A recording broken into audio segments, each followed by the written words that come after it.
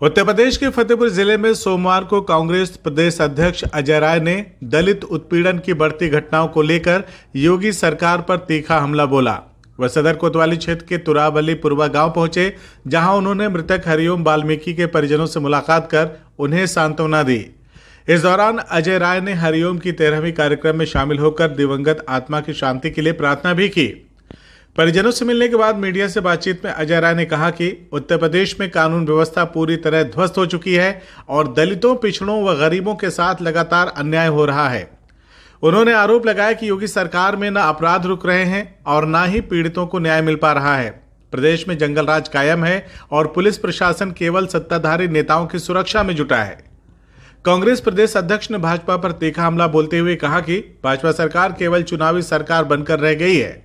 उन्होंने कहा कि जब जब चुनाव आते हैं भाजपा नेताओं को जनता की याद आती है, लेकिन उनके शासन में गरीबों, किसानों और दलितों का लगातार शोषण होता रहा है। भाजपा की नीतियां गरीब विरोधी और समाज को बांटने वाली हैं। अजय राय ने इस मौके पर बिहार की राजनीति पर भी टिप्पणी करते हुए कहा कि अब बिहार में महागठबंधन की सरकार बनेगी। सुशासन बाबू अब कुशासन बाबू बन चुके हैं। जनता अब उनके कुशासन से मुक्ति चाहती है। उन्होंने चुनाव आयोग पर भी सवाल उठाते हुए कहा कि चुनाव आते ही सबको याद आता है कि चुनाव आयोग अमित शाह के बस में है। भाजपा लोकतंत्र को अपने एजेंडे के हिसाब से चलाना चाहती है, लेकिन कांग्रेस जनता की आवाज बनकर मैदान में डटी रहेगी। अजय राय की यह यात्रा, जहां एक और दलित उत्पीड़न के खिलाफ कांग्रेस की संवेदनशीलता और प्रतिबद्धता को दर्शाती है, वहीं दूसरी ओर उन्होंने इस मौके को एक राजनीतिक मंच में तब्दील कर दिया। उन्होंने कहा कि कांग्रेस हर उस परिवार के साथ खड़ी है जिसे न्याय से वंचित किया जा रहा है और आने वाले समय में जनता भाजपा सरकार को इसका माकूल जवाब जरूर देगी। अजय राय ने कहा कि प्रदेश में दलितों का शोषण चरम पर है। सुशासन की बात करने वाले अब कुशासन में बदल चुके हैं। जनता बदलाव के मूड में है और कांग्रेस ही उसका सशक्त विकल्प बनेगी। करके उस दिन अपने सगे संबंधियों को लोग वहाँ प्रसाद ग्रहण कराते हैं। बाद हम लोग आए हैं, आज इनको श्रद्धांजलि अर्पित किया हरिओम को और इनके परिवार के साथ जो वादा हम लोगों ने किया कि हम कांग्रेस पार्टी आपके साथ हमेशा खड़ी रही, उस वादे के साथ पूरी कांग्रेस पार्टी हमारे नेता आदरणीय राहुल जी से लेकर प्रत्येक हमारा कार्यकर्ता इस परिवार के साथ खड़ा है। जहाँ भी दलितों के साथ और इनके साथ अन्याय हो रहा है, इस तरह की घटनाएं हो रही हैं। आप देखिए हरिओम वाल्मीकि के साथ पहले घटना नहीं हुई।